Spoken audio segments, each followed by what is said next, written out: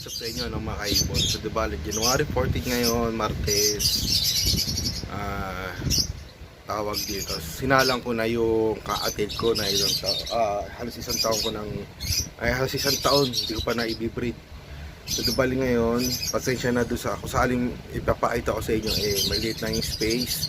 Siguro sa iba is mali yung setup, pero yun lang kasi yung meron ako, no? At paano lang, disclaimer lang, no, sa mga manonood, yun lang yung meron ako na space, kasi may inaasahan din ako parating na ibon, kaya ito ko muna siya nilagay. Bali, ipapakita ko sa inyo yung setup na, no? So bali, ito sa may bala ng pinto yun. So bali, ito sila ngayon, no? Yan.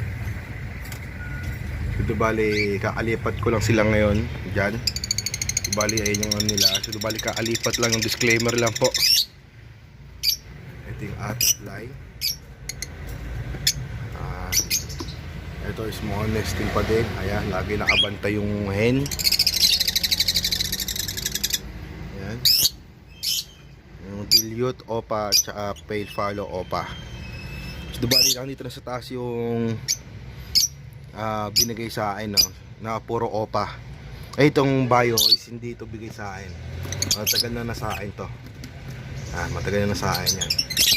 Yung sa split pale, yan, yung green opa, kasi ito magkapatid na split dan. Yan. Ito yung pied opa, possible split ino galing kay Boss Argon. Ayan, nag-aaway po sila. Hindi bali, nandito sa baba is puro fisher to, guys. Puro fisher yan. Yan. Ito yung galing sa tropa ko na pinabibenta sa akin. Yan. Ito, tingnan nyo, guys, oh. Yan. Yan. Ito bali yan. Yun yung sinasabi ko sa inyo, parang may patchi-patchi. Hindi ko alam kung sufficient nga ba yan o ano.